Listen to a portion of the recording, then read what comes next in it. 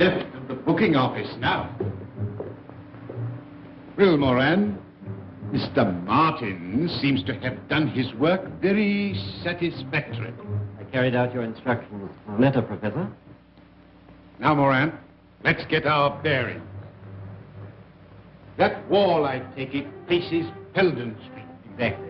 Originally the main entrance to the station. And the lift shaft? Yeah, on this side.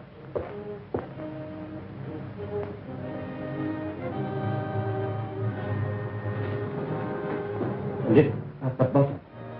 80 feet below. Quite a drop. Eh, Moran? The power was cut off, of course, when they closed the station. I think we are secure from any interference here, Moran. It's quite a fortress. A fortress that I fancy even Mr. Sherlock Holmes will find it difficult to storm. Dr. Watson. Oh,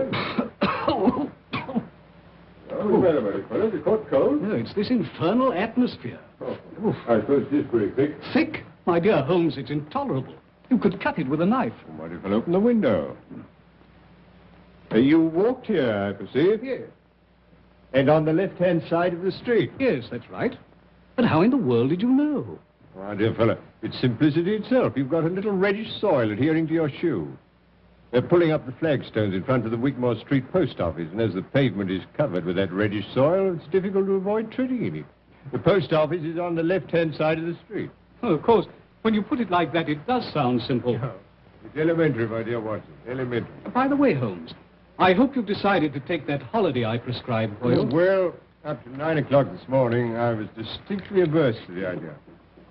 But I've received a letter from an old friend of ours which inclines me to change my mind. I'm delighted to hear it.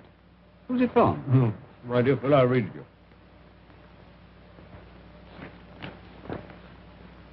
My dear Holmes, I'm sending you and the doctor yet another invitation to visit me here. Believe it or not, it's 20 years since you disposed of the hound of the Baskervilles for me. Bless my soul, can you believe that, Watson? Seems impossible to me. Amazing. My daughter Diana is anxious to make your acquaintance. Yes, but she's engaged, Watson. Yes, to young Trevor, a neighbor of theirs. Oh. I know you hate the country just as I hate London. But stretch a point and come down for a week or two with Watson. Yours ever, Henry Baskerville.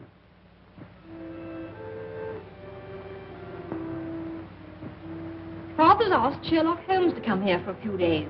Why? Has the family hound come to life again? Oh, don't be absurd. Hello, you two youngsters. Oh, Dad, do you really think there's any chance of Mr. Holmes coming here? Well, as you know, I haven't been able to persuade him in the past. For the post, sir? Thank you, Jack. Holmes is a creature of habit. He likes to bury himself in Baker Street and work out his problems with the aid of, I don't know how many ounces of tobacco a day. I must say I'd like to meet him. He sounds a terribly brainy sort of chap. I wonder if he's any good at spotting winners. Oh, no. Holmes's hobby is spotting criminals, Jack. I don't think racing's quite in his province. Mr. Lestrade, sir. Ah, good morning, Lestrade. Anything important on hand? Morning, Mr. Holmes. How are you, Doctor? You've the air of something unusual having occurred. Well, yes, Mr. Holmes. Well, tell me about it. Look, you find a cigar on the table. Thank you. I'm leaving London. Well, God bless my soul. This is a very sad development, Watson. With Professor Moriarty, that Napoleon of crime, still at large. You and your Professor Moriarty, Mr. Holmes. You seem to see his hand behind every other crime on the calendar. Yard doesn't share your views, I'm afraid. They think it's all moonshine. Well, moonshine's a brighter thing than fog, Lestrade. However, tell me where you're going. Exeter. Exeter? Oh. Promoted Chief Inspector. Reorganizing the traffic, I presume. No. Barchester races. Half the West Country turn up. And they make Exeter their headquarters. I see. Well, good luck, Lestrade. If your talent for organization is equal to your flair for detection, Barchester races should be something of a sensation. Thank you, sir. Well, in case it's any use to you, the Chief Constable, Colonel Ross, gave me something good for the Barchester Cup. Oh, what is it? His own horse. Silver Blaze. Well, there you are, Watson. Make a note of that. As a matter of fact, the doctor and I are going down to the West Country to stay with Sir Henry Baskerville, so we may possibly see you. I hope so, Mr. Holmes. And if you do feel like having a platter, Doctor, don't forget Silver Blaze. Watson, put a bit on for me. What?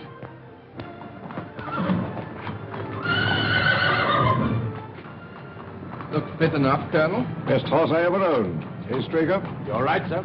It'll take a good one to beat him. You fancy Lord Manston's horse, don't you? Desborough, yes, I have got a bid on him. We'll see how they stand at the betting tomorrow.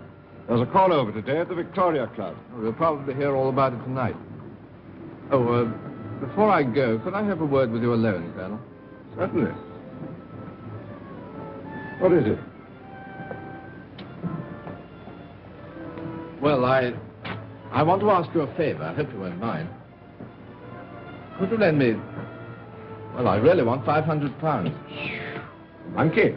That's pretty cool, isn't I'm in it? a devil of a hole, or I wouldn't ask for it. Yeah, but why come to me? Why not Sir Henry Baskerville? Well, it's to do with racing debts, and Sir Henry's terribly down on racing. Well, have you tried your bank? You've got security. Mortgaged up to the hilt. Oh, well, what about one of those financial firms? No, that's no good. I've been dealing with old Bingham. He won't spring another fiver. What, Albert Bingham, the moneylender? No, I'm sorry. There's nothing doing. Well, thanks all the same.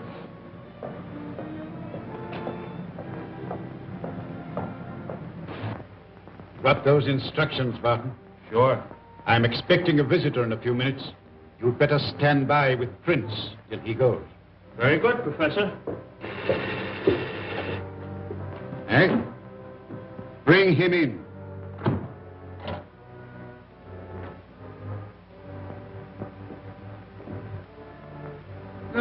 Sit down, Mr. Stanford.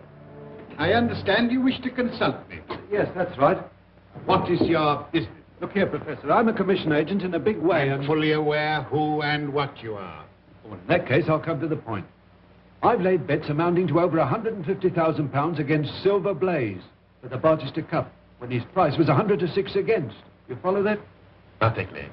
His trial yesterday proves he's a smasher, a world beater. At the call over at the Victoria Club tonight, he finished up a firm favourite at 7 to 2 against. I can't lay off anything to speak of, so to cut a long story short, if Silver Blaze wins the cup, I go out of business. I see. And you wish me to arrange that Silver Blaze does not come under starter's orders. Is that it? Exactly. I must confess that this is a somewhat unusual experience, even for me. I've had some little association with the turf, merely as a form of recreation. And I have found in general that bookmakers are an honorable body of men. See here, Professor, I haven't come here... Sit down. I presume you are aware that what you're asking is out of my usual line of business. I thought you were prepared to take on anything for a consideration. Quite. It depends on the size of the consideration. Well, I've told you what I stand to lose. What's your price? £10,000. Pretty steep, isn't it? It is not my custom to argue about these matters, Mr. Stanford. Take it or leave it. Very well. Then that settles it.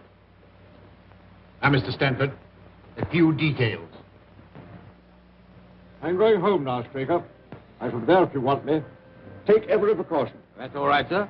Hunter here sleeps in his box every night. His bed's pushed across the door and he bolts himself in from the inside. No one could even attempt to enter without waking him. Good. I can trust you, Straker. Tell me, Jack, what is the matter?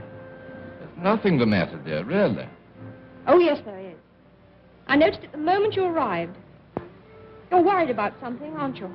Really, darling, it's nothing. Here's the car.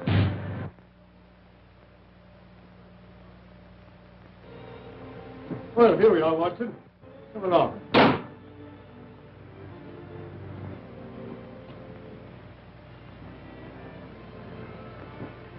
My dear Holmes, delighted to see you. Well, we're delighted to come. And you too, Doctor. Oh, it's very kind of you. Head, looking at you both, I can't believe it's 20 years. Oh, you flatter us. Okay, come along. I want you to meet my daughter. Oh, thank you. Delighted. Diana, this is Mr. Holmes and Dr. Watson. Mr. Trevor. Now, how about a whiskey and soda after your journey? Oh, thank you. I'm sure that's what Dr. Watson would prescribe. Well, if I did, you'd automatically refuse to take it. He grows more obstinate with the years, Baskervilles. That's the way with most of us. Make yourselves comfortable. Oh, thank you. Well, now, Baskerville, tell me something about yourself. Oh, no, Holmes. That won't do. You've got to do that. Carl's been promising us all a treat, Mr. Holmes. We shall see you in action. Yes, with Sir Henry as the victim. I mean that we should see Mr. Holmes do his stuff. His stuff? That's a modern expression, Watson, signifying to display one's talents. That's right. I want Mr. Holmes to tell us what Father's been doing for the last 20 years, just by looking at him. You evidently have great faith in my abilities, Miss Baskerville. But I'm afraid there's very little data. I merely observed that since we last met, your father has taken to billiards, that he's recently played 100 up with Mr. Trevor. Absolutely correct, Holmes, but how... Oh, my dear fellow, it's simplicity itself. I observed that both you and Mr. Trevor have traces of blue chalk between the forefinger and thumb of your left hand, which you put there, obviously, to steady the cue. Amazing, Holmes. Oh, it's elementary, my dear Watson, elementary. There. I hope that satisfies you, Diana. Well, I expect you'd like to see your room. I'll show you, Mr. Holmes. You'll stay and dine, Jack? Thanks. If you'll take me as I am and don't mind my rushing off immediately afterward, I've got to ride over the moor to King's Pyland. I'm trying to get Straker to persuade Colonel Ross to buy one of my ponies. Oh, that's all right, my boy. Come along.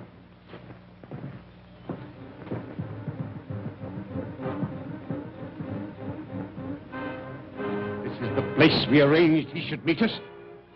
What's the time? It's just 8 o'clock. Here it is. You understand? Don't fail.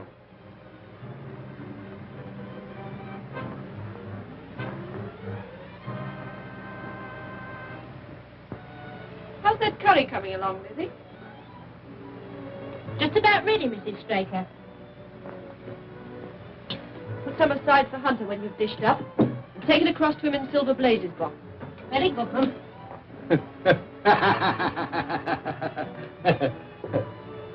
Everything all right, Uncle? Yes, thank you, sir.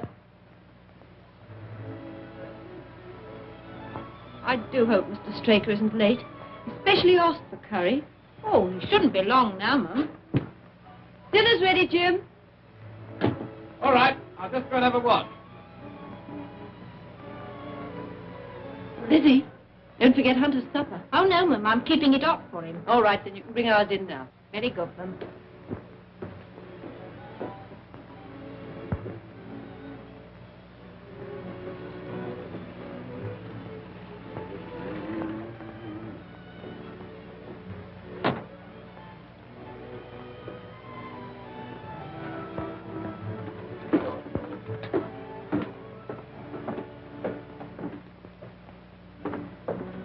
Here?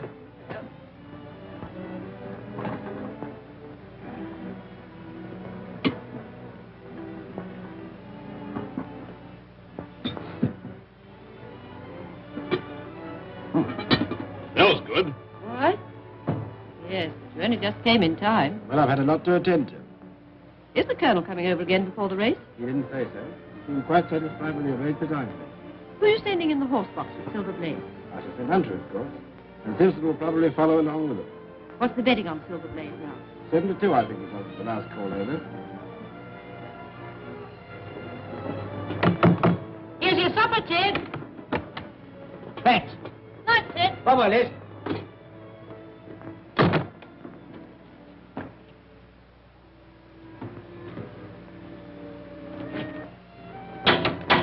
Anybody about?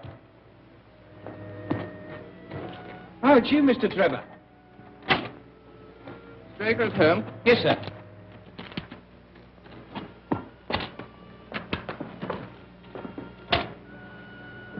Look after the mare for me, Williamson. Very good, sir.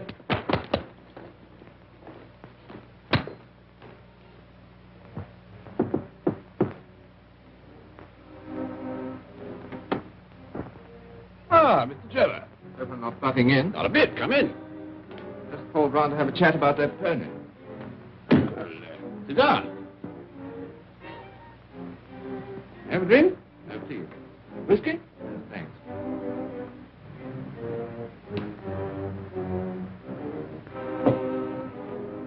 Whose horse is that, Simpson? Mr. Trevor's, Ma'am.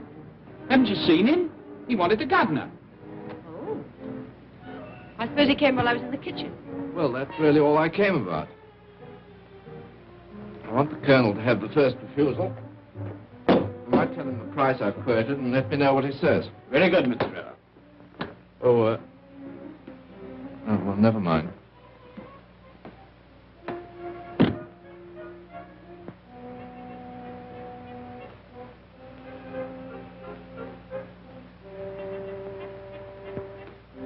Mary.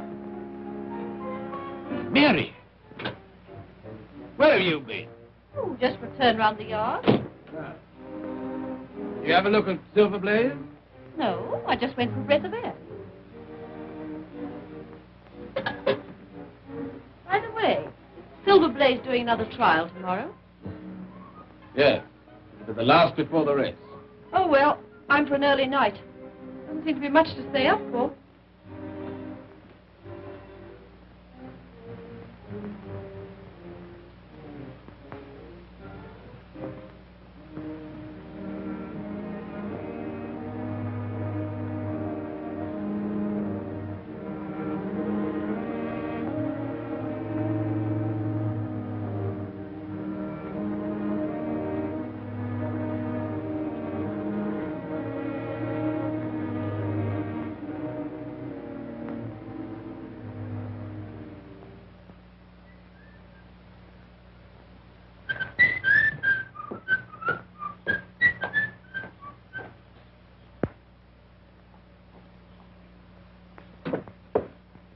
Here, Ted, wake up.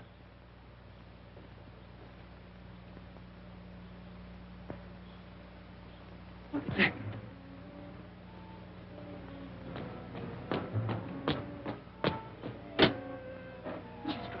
Where's the governor? Why, isn't he in the yard? What's up? Is anything wrong with Silver Blaze? He's gone. Gone? Yes. And Hunter's dead. Dead. You must have a look round this morning, Holmes. Oh, thank you. I'd like to. There are a few improvements since you were here last. Yes.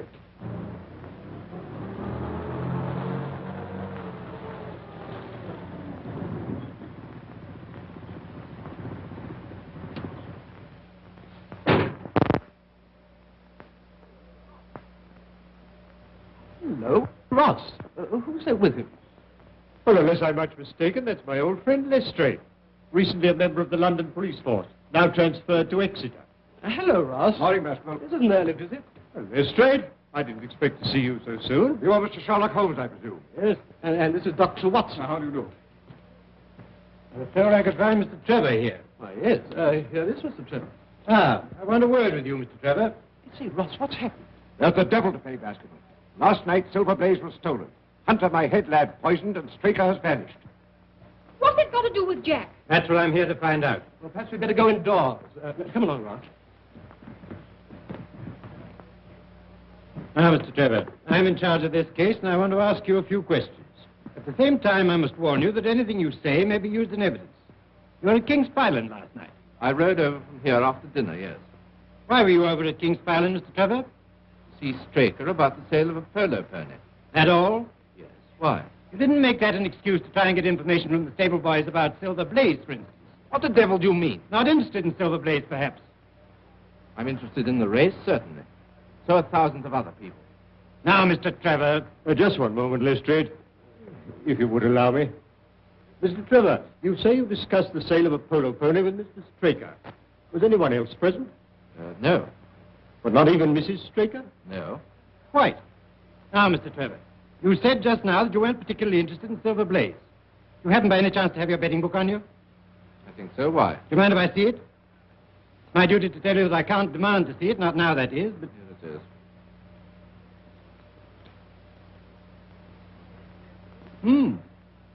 I see you backed Desborough, the second favourite for the Barchester Cup, to win you £5,000, Mr. Trevor. 5,000? But, Jack, you told me you only had a few pounds on it. I'm sorry, dear. I had my own reasons. Before you go any further, Lestrade, may I ask if it's your intention to apply for a warrant against Mr. Trevor? Not at the moment, Mr. Holmes. It's my duty to warn him. I'm in your hands, Inspector. I won't run away. As a justice of the peace, I will be answerable for Mr. Trevor. You better stay here, Jack, while the investigation's going on. Well, thank you, Sir Henry. Very well. Now, Mr. Holmes, I may as well be frank with you. There are things in this case which completely baffle me. Really? You surprise me. I was saying to Colonel Ross that I'd be glad of your cooperation. Well, the case certainly has some points of interest. But what does Colonel Ross say? I wish to leave no stone unturned to avenge Straker and recover my horse. Very well, Lestrade, I am at your service. Thank you, Mr. Holmes. I'll be getting along.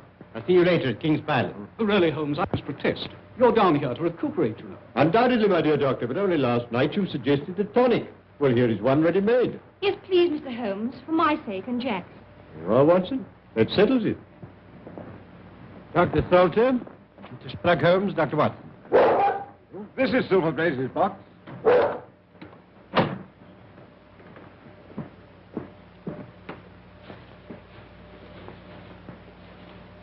So what, in your opinion, was the cause of death, Doctor? An overdose of powdered opium. In that case, he would have died in his sleep. That is so. The remains of the lad's supper, I presume? Yes, curried mutton. Oh, curry? That's significant, Lestrade. I don't know, Mr. Holmes. Any food containing sufficient poison could cause death. Oh, would it really? Really, I hadn't thought of that. Now, look, you must read my little monograph on the whole art of poisoning. Did the people of the house partake of the same dish without any ill effect? Yes, Mr. Holmes.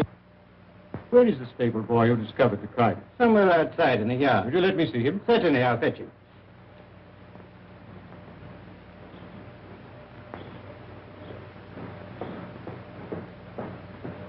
Your name, Simpson? Yes, sir. The opium has a distinct taste, does it not, Doctor? Yes. Not unpleasant, but quite distinct. Oh, quite. I thought so.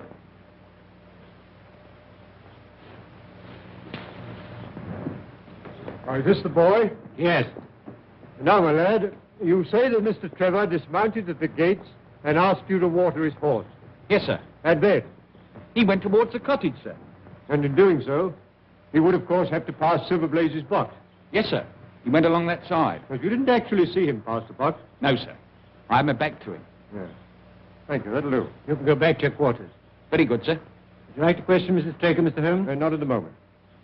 But by the way, Colonel, there's another training stable. Quite close, I believe. Yes, Capleton. Silas Brown trains Lord Manston's horses there. Lord Manston's Desborough's second favourite. Yes. Oh. Then, with the exception of Baskerville Hall and Trevor's place, your only neighbour would be Silas Brown. Yes. I phoned Brown at once on the discovery of a crime. He knows nothing. Oh, and there's nothing to connect Mr. Trevor with the Capleton stable. Nothing. Oh, by the way, Colonel, have you an old shoe of Silver Blaze? Yes, here.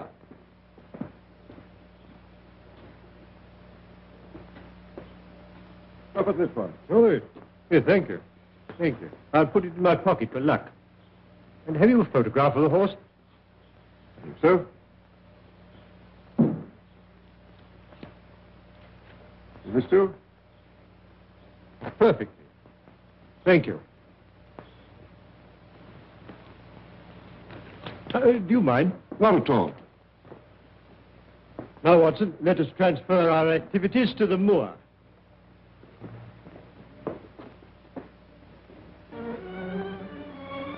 That building on the skyline, I presume, is Capleton. Yes.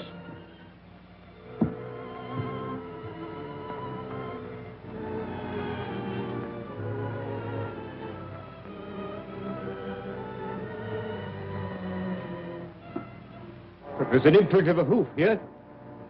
Slight, but quite distinct.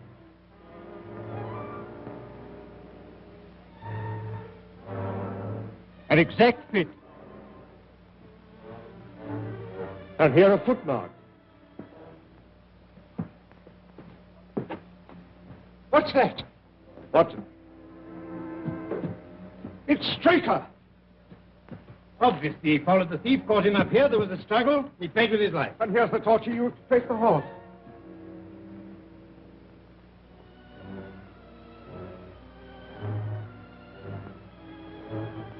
This is a very singular knife.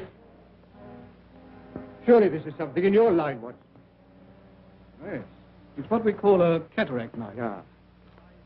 As I thought. Devised for very delicate work. It's a curious weapon for defense. Lestrade? The best you could lay hands on at the moment, I suppose. Yes. Yes, very possibly. No trace of blood, I presume.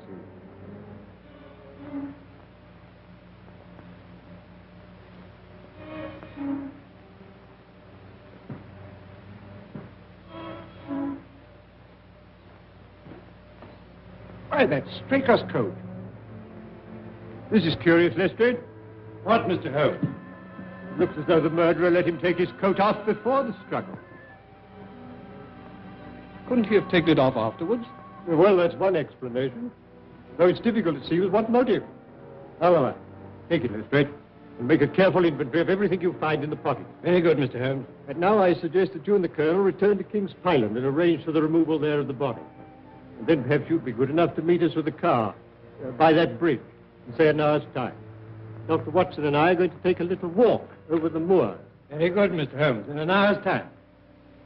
Now, Watson, let us leave the question of who killed Straker for the moment and confine ourselves to finding out what has become of the horse. Well, how are you going to set about it? Well, a horse will always herd of its kind.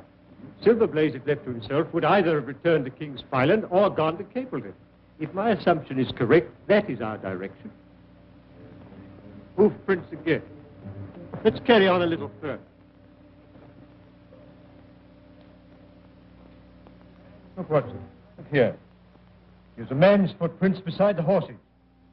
A man wearing square-toed boots. The horse was alone before. Precisely. It was alone before.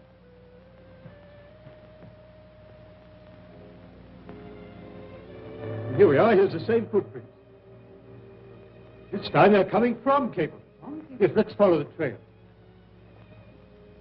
Looks in the pink, doesn't it? Yes, ready for anything. Aren't you desperate? Let's see. What is in the betting today? 5-1, second favourite.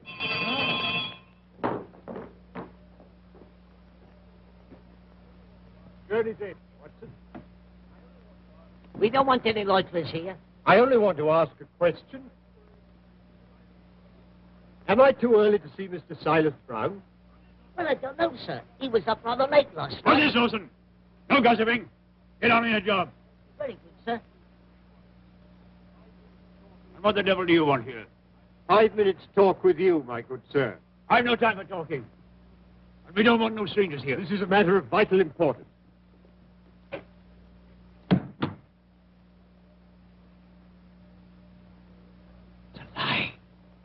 Fine. Very well. Shall we talk it over here or inside?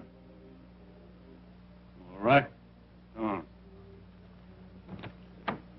I shan't keep you more than a few minutes, Watson. That's all right, Holmes. Now, Mr. Brown, I'm at your service.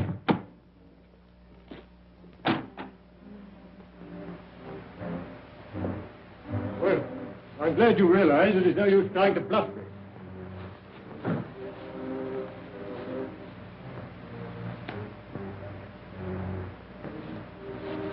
Yes, that's quite a clever bit of faking, Brown.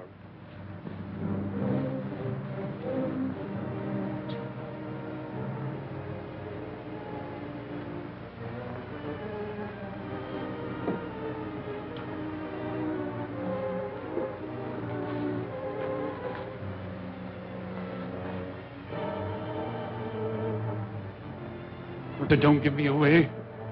I'll return the horse. Very well. But providing you do as I tell you.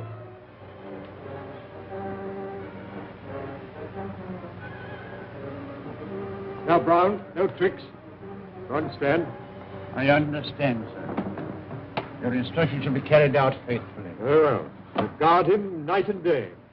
And engage a special detective escort when you take him to Barchester.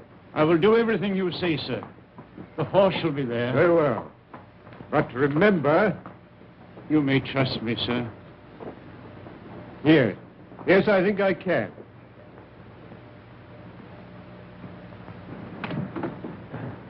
I'm sorry to keep you, Watson. Oh, that's all right. Well, a more perfect compound of the bully and coward than Silas Brown I've seldom met with. The horse is there, then? Yes. Well, he tried to bluff it out. But I described to him so exactly what his actions had been last night that he's convinced I was watching him. Well, what actually happened, Holmes? I'll tell you. Now I must go and collect Mr. Holmes and Dr. Watson. I must say I haven't much hope of their having found the horse. I'll be here when you come back.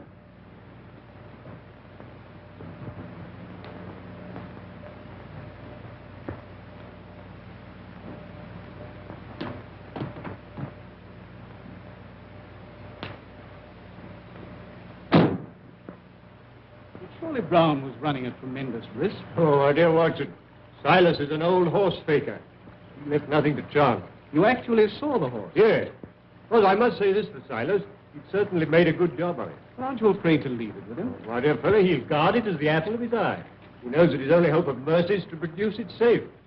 Horse stealing is a serious crime. And Colonel Ross doesn't impress me as a man who'd be likely to show much mercy in any case. Well, the matter doesn't rest with Colonel Ross. I follow my own methods and tell as much or as little as I choose. I don't know whether you've observed it, Watson, but the Colonel's manner to me has been somewhat rude. I'm inclined to keep him in suspense. Say nothing about the horse. Of course not, Holmes, without your permission. Good old Watson. Ah, here's Lestrade with the car.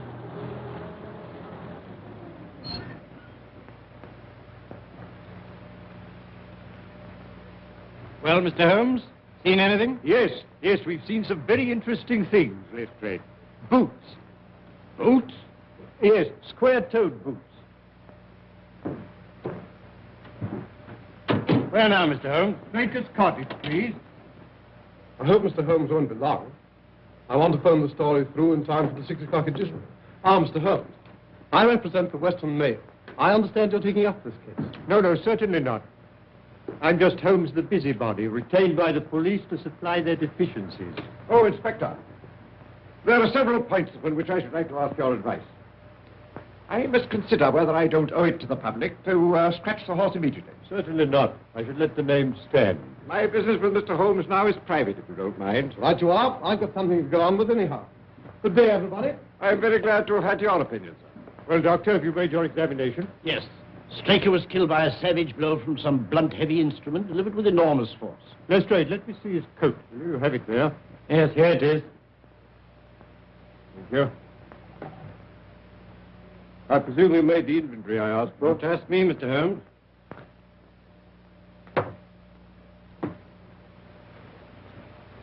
Letter in envelope. London postmark. Pipe. Briarwood pipe, Lestrade. Pouch. Pouch of sealskin. Matches. Yeah, foreign. Telegram.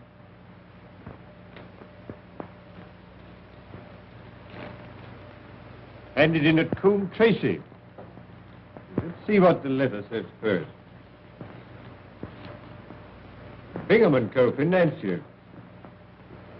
92A Bond Street, London, W1. J. Straker, Esquire, King's Pyland Stables, Devon. Dear Sir, please receive this as official notification that your commitments to us, secured by 6 promissory notes, were today purchased by Mr. Leslie Martin of 15 Lamb Street West, to whom you are now accountable. Yours faithfully, Bingham & Co. Our friend Straker seems to have been somewhat financially embarrassed. Oh, for the telegram. For cup final, send instructions. We'll meet you as we agreed. Martin. I think Mrs. Straker might be able to help us here. She's in her room. I'll fetch her. Thank you, Doctor. I don't think she'll be much assistance, Mr. Holmes. Apparently she and Straker went to bed about the usual time. When she woke up in the morning, she found it gone. Still, I'd like a word or two with her, Lestrade, regarding her husband's habits. No one like a wife, to tell you that. Watson? Yes, quite. You remember I have these, Lestrade. Pray don't think it a liberty. Not at all. You're welcome. I see nothing in them. I see no more than you. But I've trained myself to notice what I see.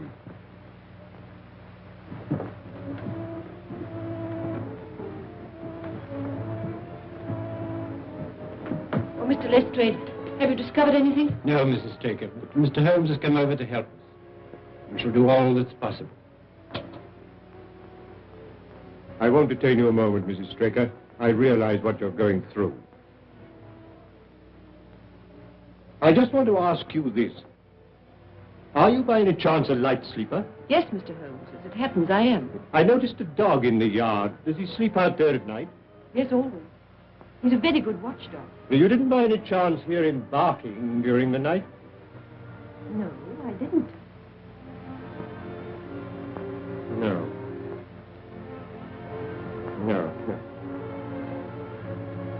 Just one other thing. Was your husband interested in football? Oh, no. Racing was the only thing that interested him. And there's just one further question, Mrs. Straker. You had curry for supper last night. Did you mention that to anyone outside the house? Why, no. No, thank you, Mrs. Straker. I don't think I need intrude upon your time and patience any longer. Thank you, Mr. Holmes. Colonel, you have a few sheep in the paddock. Have you had anything wrong with them of late? No, I don't think so.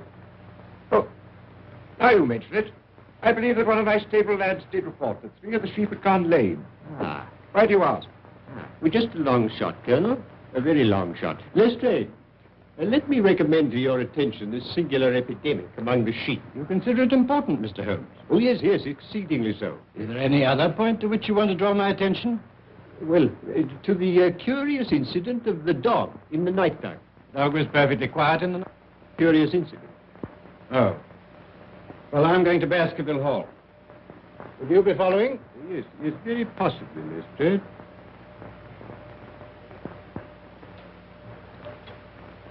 Hello. Hello. Hello. Could you please give me Coombe Tracy Post Office? Yes. Yes, I'll hold on. Coombe Tracy is a small village, is it not? Yes, just a hamlet. And then the postmaster would like you to remember any strangers who came into his shop. I should think so. Hello. Hello, is that the postmaster, Coombe Tracy? Look, I'm speaking for Mr. Straker of King's Pyland. He received a telegram yesterday signed Martin, dispatched from your office. If he cannot recall anybody of that name, could you kindly describe the sender to me? Yes.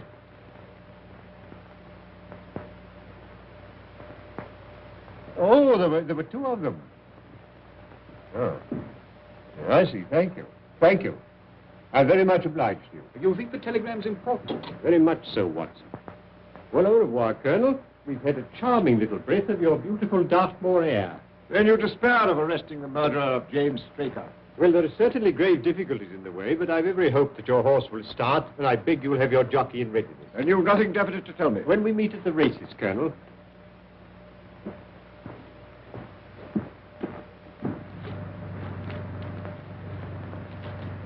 What do you make of it all, Holmes? It's innocent looking enough at first sight, Watson. But the fact that Straker was not interested in football persuaded me that this is not to be taken at its face value. You observed, of course, that the name of Martin appeared in both the letter and the telegram. Yes, it struck me as curious. It is highly significant, Watson. This telegram is peculiarly interesting. You mean it's in code? Yes, and a very elementary one. By simply crossing out each alternate word, the message assumes an entirely different meaning. Instead of a request, it becomes a peremptory order. For final instructions, meet as agreed. Martin. What did the postmaster at Coombe Tracy tell you? He described the senders, 2 strangers, unquestionably Moriarty and Moran. Watson, the professor, is behind all this. You mean he's responsible for the deaths of Hunter and Straker? Of Hunter, yes. Of Straker, no. In fact, I fancy that Straker's death was the most unfortunate thing that could possibly happen from Moriarty's point of view. All through the season, my luck was dead out. I found myself in trouble to the tune of £4,000. I went to Bingham and raised what I could. And as a last plunge, I've backed Desborough to win me 5,000. Make or break. Well, why didn't you come to me, my boy? Well, you're not a betting man, Sir Henry, and I was afraid you wouldn't understand. That's why I kept it dark, even from Diana. And now that loathsome inspector. Oh, come now, it's no use calling him names. In view of these bets, he'd every reason to be suspicious. I don't care. He's a thoroughly nasty person. I disliked him from the first moment I met him. Inspector Lestrade. Any news, Inspector? Yes, very grave news, Sir Henry. We found Straker's body. Body? Do you mean he's... Murdered. On the moor about a mile from King's Pyland. Sherlock Holmes takes up the case. Sherlock Holmes, Moran. Once again, that man is crossing my path. There is not room in the world for both of us. Not for Robert Moriarty and Sherlock Holmes. What's this news mean, Professor? What's gone wrong? What does this man Holmes know? I tell you, if Silver Blaze goes to the post and he's fit... There is a big difference, Mr. Stanford, between a horse going to the post and winning the race. You had my assurance. I am not in the habit of failing my clients. Moran, tell Barton to take Mr. Stanford home, then come straight back. Yes, sir.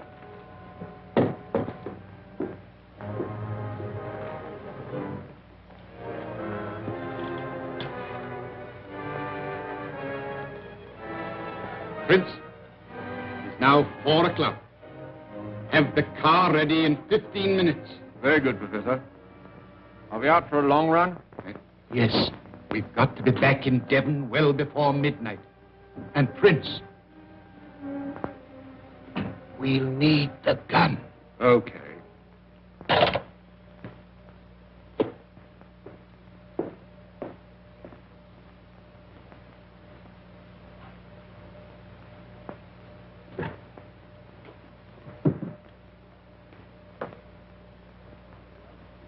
What have you got there, Prince? Oh, you haven't seen this little gadget before, have you? No. You hadn't joined us when it was last used. Let's have a look. It's a magazine air gun, absolutely silent and immensely powerful.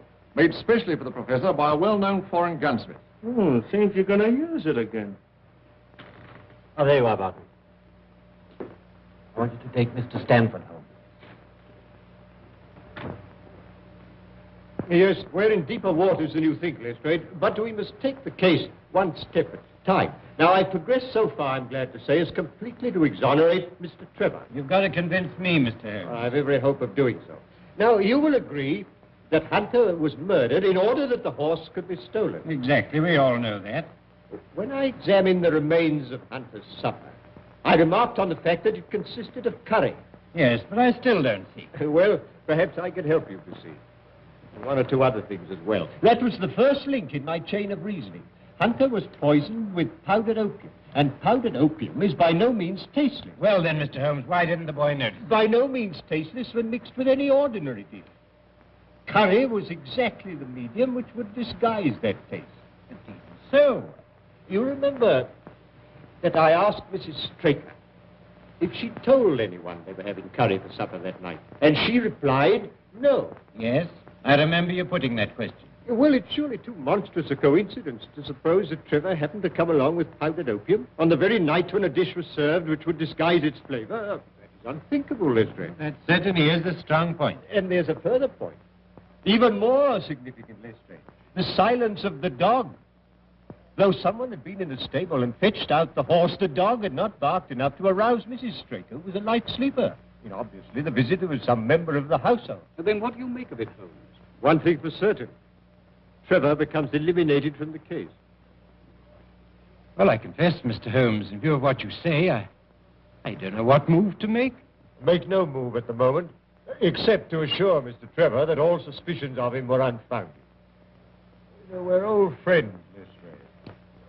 I should hate to see you make such an ass of yourself as wrongfully to arrest the future son-in-law of Sir Henry Baskervilles. I appreciate that. I'll speak to Mr. Trevor. Who's that taking my name in vain? Ah, Mr. Trevor. I just had a little chat with Mr. Holmes. I'm glad to say that he sees eye to eye with me. You quite understand that at the commencement of this case, it was my duty to follow up any clue, however slight. I don't mind telling you now that I never seriously suspected you. Well, he can't say fairer than that, can he? Well, I'm very glad you feel that way about it, Inspector. Yes, I still don't see how it helps us. Who did put the opium into the curry? Who did steal the horse and kill Hunter and Straker? My dear Lestrade, it's a capital mistake to theorize before you have all the evidence.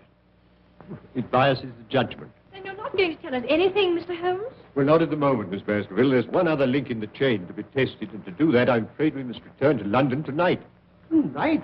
Yes, Dr. Watson and I are sorry to have to run away like this. Well, there's nothing before the midnight train from Exeter. Dinner will be ready in a few moments. You've heaps of time to dine here in comfort before you go. Well, thank you. I shall be delighted. I hope you'll stay and dine too, Inspector. Oh, thank you, sir.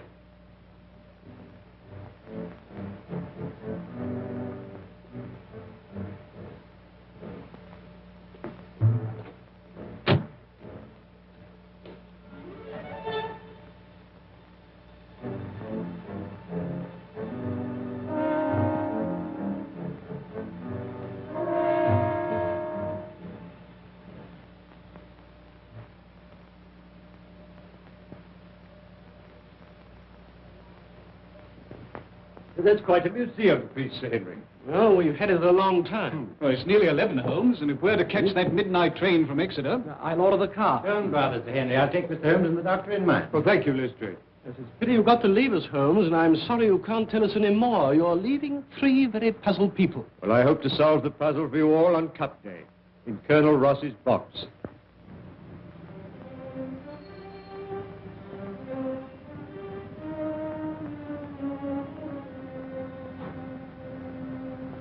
What's happening? I think he's going all right.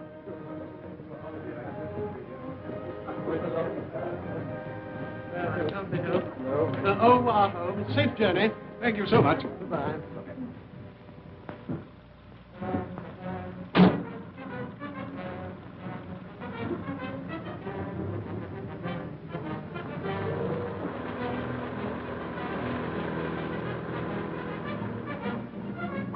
to the car. Follow that car. When you get clear of the house, overtake her.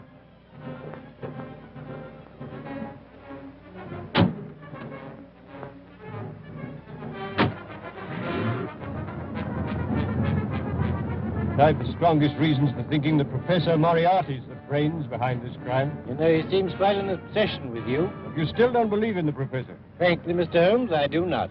Another few yards, Moran, then let them have it. Oh, no. There's a car following us. Quick, down for your life.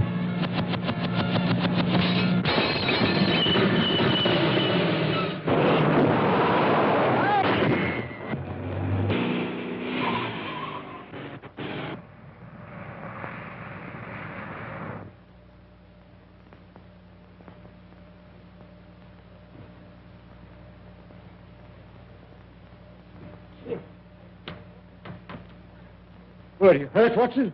No, only a few bruises, but where's the driver? Here I am, sir. I'm all right. Sure? No bones broken? My word, this is a lucky escape. Look, where's Lestrade?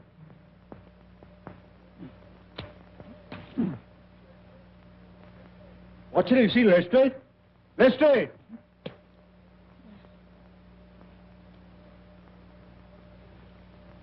Ah, there you are, Lestrade. Well, do you believe in Professor Moriarty now?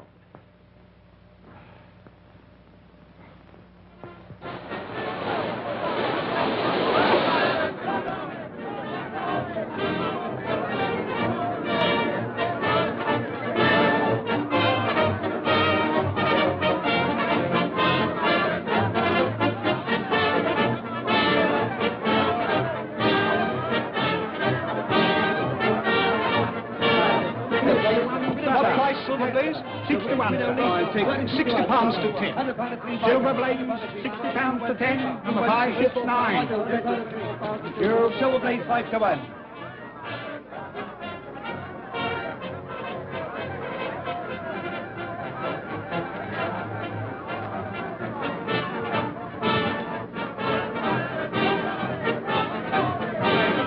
May I borrow your glasses, Mr. Holmes?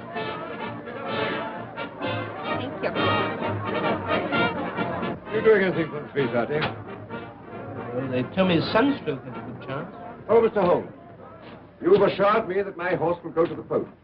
But we are still waiting to know who killed Straker and Hunter. I promised you should know everything today, Colonel, and you shall. Oh, Watson, you've been having a little flutter, I see. What? Well, if you want to conceal it, I suggest you find a deeper pocket for your betting ticket. It's all very well, Mr. Holmes, but we're waiting. Yes. Well, Colonel, in the first place, it will come as a shock to you to learn that Straker was a scoundrel, utterly unworthy of your confidence.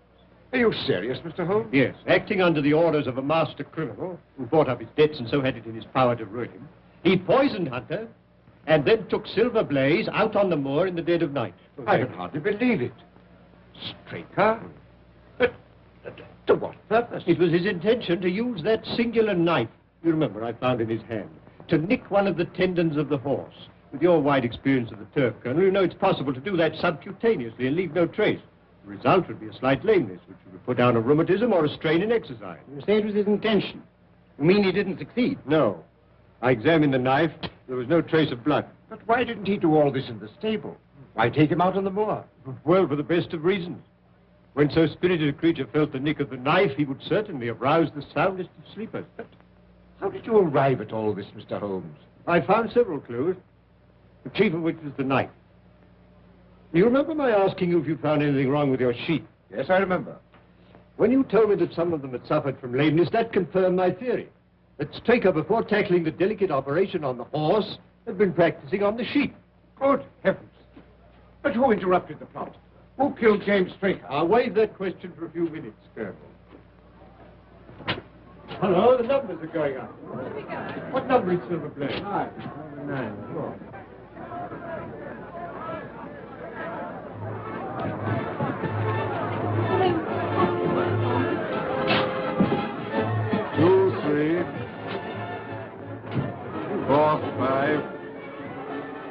6. Curtain number 6. Why, my jockey's riding another horse. Silverblaze doesn't run. Look, Holmes. Silverblaze doesn't run. There's been a mistake. The 6 should have been a 9. Mr. Holmes, I relied on you implicitly. Yes, well, you may still do so, Colonel.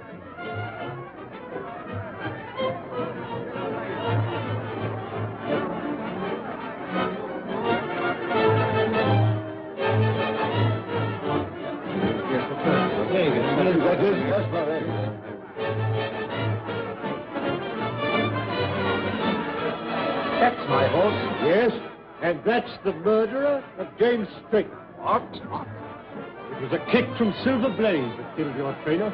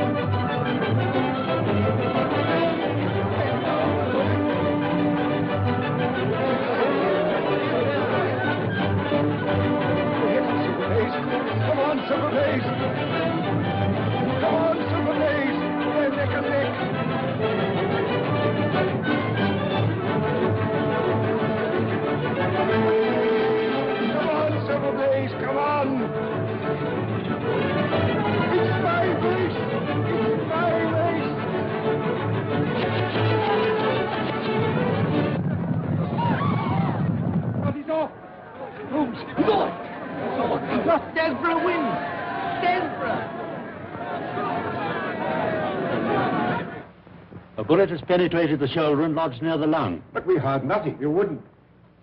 It was fired from an air gun.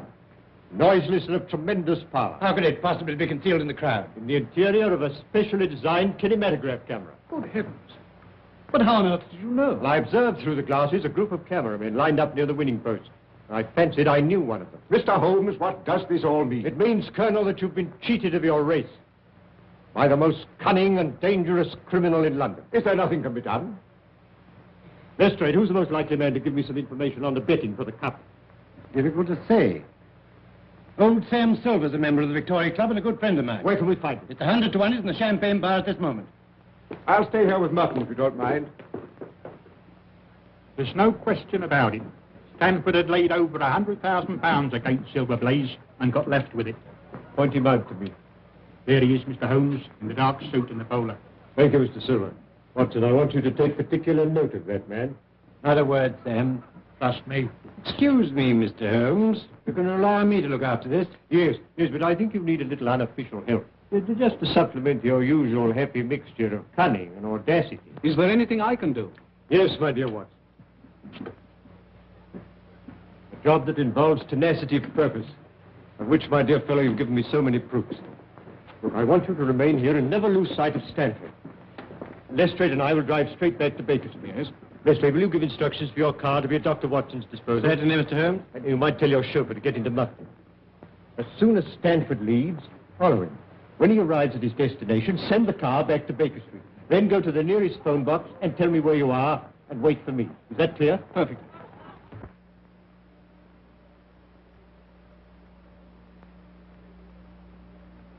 Yes, come in. Mr. Holmes, it's nearly midnight. You really must eat something. Can't I tempt you to a night's bit of haddock? My dear Mrs. Hudson, you've always been a temptation to me, but haddock at this moment is not. How about a nice sheep's head? No, thank you, Mrs. Hudson. I suggest you go to bed, Mrs. Hudson. Oh, very well, sir.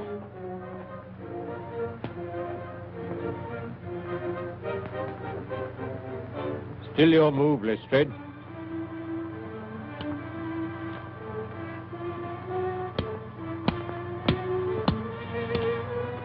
My mind's not on the game, Mr. Holmes. I wonder what has happened to Dr. Watson. Well, now, let's see. It was 5 o'clock when we left the course, and it's now... Well, now it's nearly midnight. We ought to hear something soon. But tell me, Mr. Holmes, why did you leave Dr. Watson to do the trailing? Why not yourself? Because, my dear Lestrade, when you set out to draw a badger that's gone to earth, you send a ferret down after him, while the man with the gun remains outside. Professor Moriarty is the badger, Dr. Watson is the ferret, and I, my dear Lestrade, am the man with the gun. I see. And Stanford? Well, Stanford, if he's a wise man, will go straight to Moriarty with whatever price he's paying.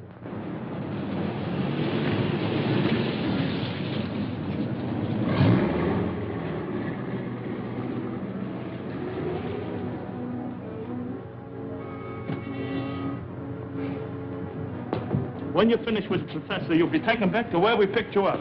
You got the necessary on you, I suppose? Yes, of course. Okay.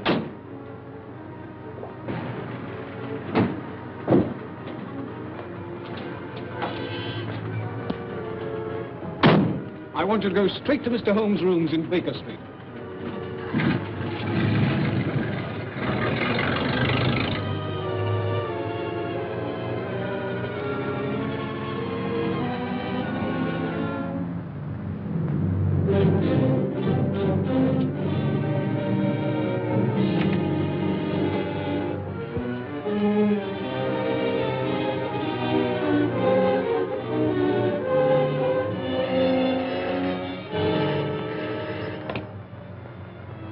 Yes.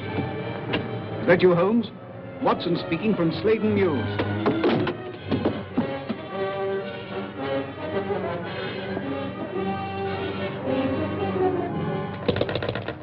Watson! Quick, Lestrade, there's something wrong. They've got Watson. Inspector Lestrade, chauffeur, sir. Good. Drive us the way you've dropped Dr. Watson. Right.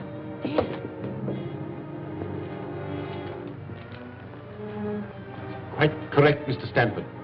I must say this case has proved more intricate than I anticipated.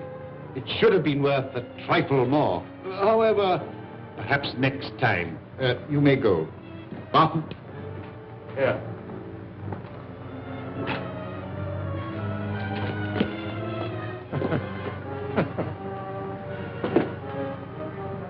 Next to Mr. Holmes himself, I don't know anyone who'd be more welcome.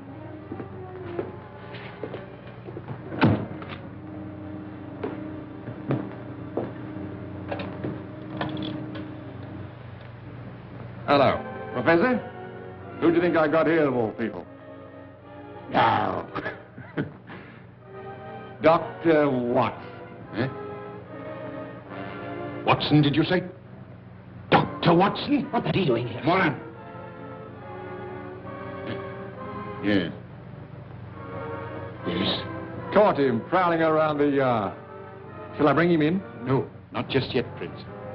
I leave him alone with his thoughts for a while. Nothing like a little suspense.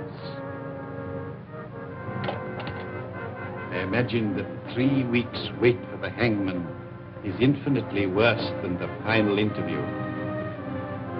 Eh, Moran?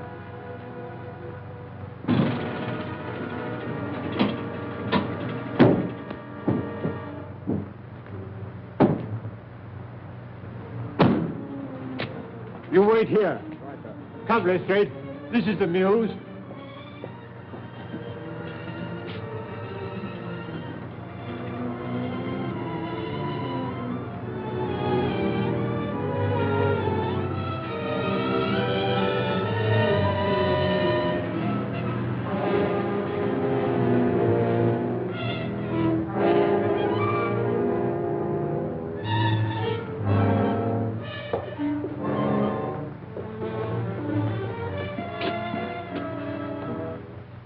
Looks pretty solid, Lestrade.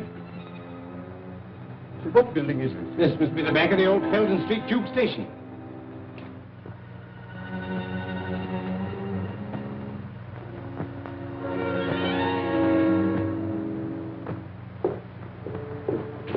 What are you going to do, Mr. Holmes? Ride straight to Scotland Yard. And then? The headquarters of the London Transport. Now, Moran, I think we'll interview the doctor. Is that you, Prince? Bring in Dr. Watson. Right now.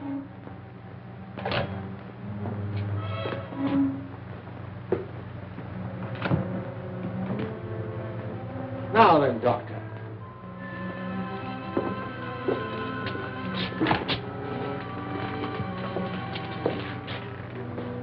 This should be most amusing, Moran.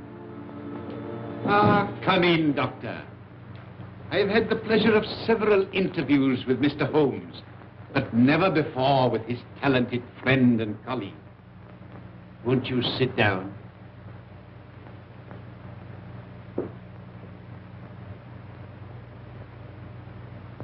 May I ask what you are doing in this neighborhood? I'd good reason to think it was your neighborhood, Professor. Really? As a matter of curiosity, may I ask you how you got here? By following Mr. Holmes' instructions. Ah, I see. Then I'm afraid it's going to prove rather unfortunate for you, Doctor. I have not taken the somewhat elaborate precautions to conceal my whereabouts in order to have you report on the subject to Mr. Holmes. You mean I'm going to have some difficulty in leaving? Oh, no, my dear Doctor. Oh, dear, no. There will be no difficulty about that. But you will leave by the way I shall indicate. I will explain to you, Doctor.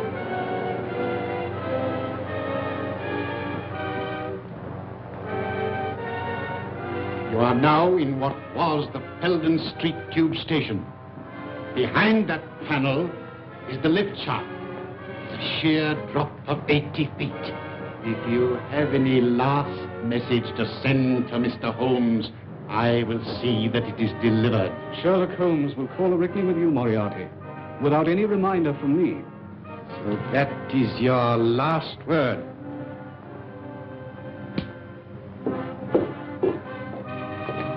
Very good. I will now remove the panel and wish you a swift journey.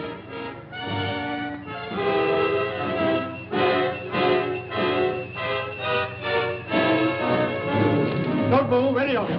Huh? Holmes! Except you, my dear Watson, who I'm sure will be more comfortable with us. You must excuse me for trespassing on your private property. I've had the lift put in order again. You clever... No compliments, please. I arrest you, Robert Moriarty. On what charge? For being concerned in the murder of the stable boy, Edward Hunter. And for an attempt on the life of Mr. Sherlock Holmes, Dr. Watson, and... That'll do to go on with, Lestrade. When the professor has answered to those charges, there will doubtless be a number of others to occupy his attention. Listen, Holmes. There's no prison can hold me. No, I almost wish that were true, Professor. Life will be very dull without your activities. Watson, might I trouble you for a match? I think our quiet rest in the country has been a great success. Holmes, blast you. Well, it's the most amazing case we've ever solved, Holmes. Elementary, my dear Watson. Elementary.